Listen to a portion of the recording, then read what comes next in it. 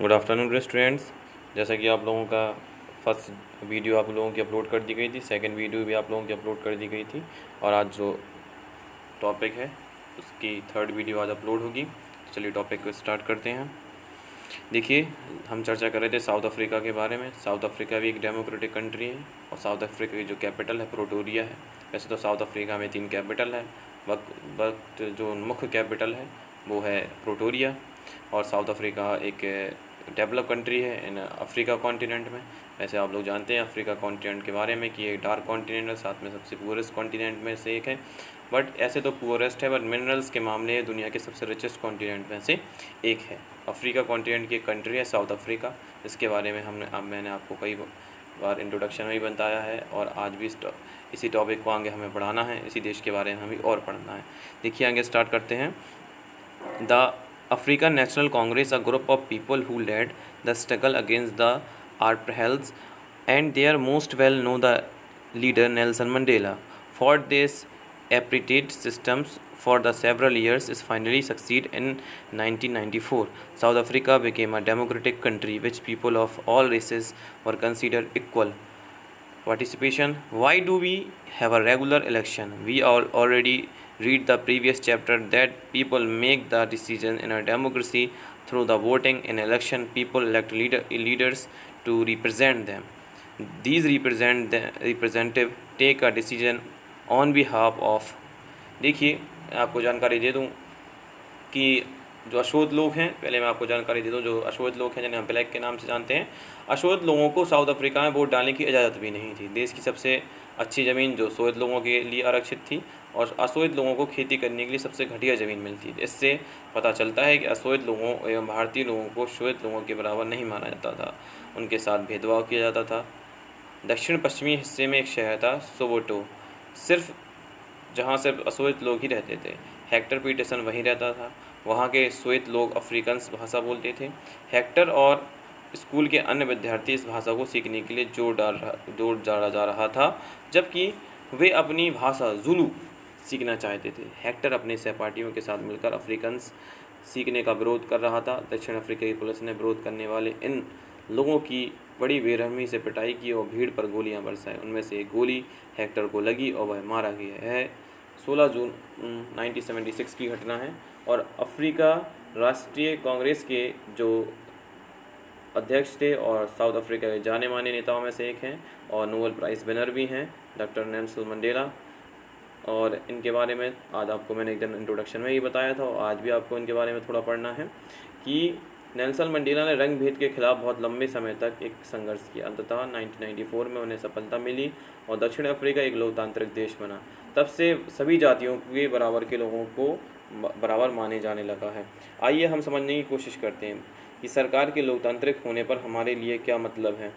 देखिए, हम बात करें भागीदारी की तो हमारे यहाँ नियमित रूप से चुनाव क्यों होते हैं।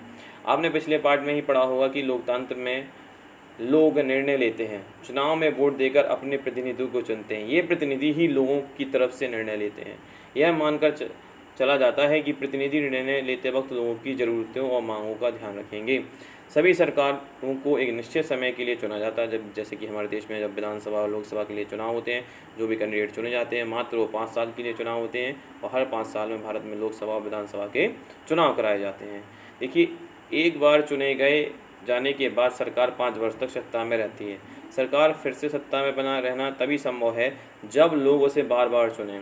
चुनाव का समय लोगों के लिए वह घड़ी है जब वे लोकतंत्र में अपनी ताकत को महसूस करते हैं और इस तरह से नियमित चुनाव होने से लोगों का सरकार पर नियंत्रण भी बना रहता है। आगे टॉपिक को स्टार्ट किया जाए। People in doing so it is the assumed that they will be keep the mind, the voice, interest of the people. All governments are elected for fixed periods in India. This period is 5 years. Once elected, governments can stay and continue to be a power. Then they have re-elected by the people. This is a movement when the people can sense their power in a democracy. In this way is limited regular election. जैसे कि मैंने आपको बताया है कि भारत में जो सरकारें एक निश्चित समय के लिए चुनी जाती हैं। भारत में यह अवधि 5 वर्ष की है। एक बार चुने जाने के बाद सरकार 5 वर्ष तक सत्ता में रहती है। सरकार फिर से सत्ता में बने रहने की तभी संभावना रहती है जब लोग इसे बार बार चुनें।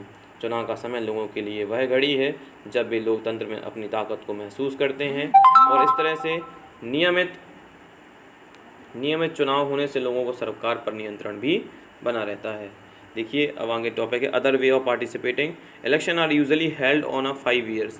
Beside voting there are others way of participating in the process of government. People participate by taking an interest in working of the government by criticizing advent requirement.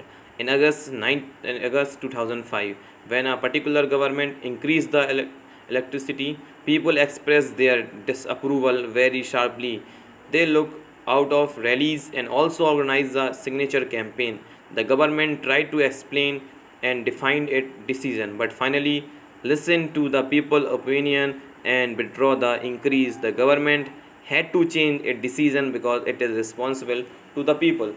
देखिए चुनाव 5 वर्ष में एक बार होते हैं, और वोट देने के अलावा लोकतंत्र में जो लोकतांत्रिक सरकारें हैं के निर्णय और नीतियों में लोगों के भाग लेने के और भी कई तरीके हैं। लोगों के साथ कार्यों में रुचि लेकर और उसकी आलोचना करके भी अपनी भागीदारी निभाते हैं। अगस्त 2005 में जब एक खास सरकार ने बिजली का किराया बढ़ा दिया तो लोगों ने अपना विरोध ही तरीके के रूप में व्यक्त किया। लोगों ने जुलूस निकाले, हस्ताक्षर अभियान चलाया। सरकार ने अपने निर्णय के बचाव में तर्क दिए, लोगों को समझाने की कोशिश की, लेकिन अंततः उसे लोगों की माननी पड़ी और बिजली के बढ़ाए गए दामों को घटाना पड़ा। सरकार को अपना निर्णय बदलना पड़ा क्योंकि वह आम जनता के प्रति जिम्मेदार है। ऐसे कई तरीके हैं जिनके द्वारा लोग अपनी राय व्यक्त कर सकते हैं और सरकार को यह भी समझा सकते हैं कि उसे क्या कार्रवाई करनी चाहिए। इन तरीकों में धरने, जुलूस, हड़ताल, हस्ताक्षर अभियान आदि शामिल हैं। इनके जरिए जो बातें गलत हैं या न्याय संगत नहीं हैं उन्हें सामने लाया जा सकता है। स्टूडेंट, तो आपका टॉपिक आज यहीं तक है और आपका टॉपिक ये फिनिश होता है। और आपको अगर इस वीडियो में कोई प्रॉब्लम हो तो मेरे व्हाट्सएप नंबर पर संपर्क कर सकते हैं। Thank you.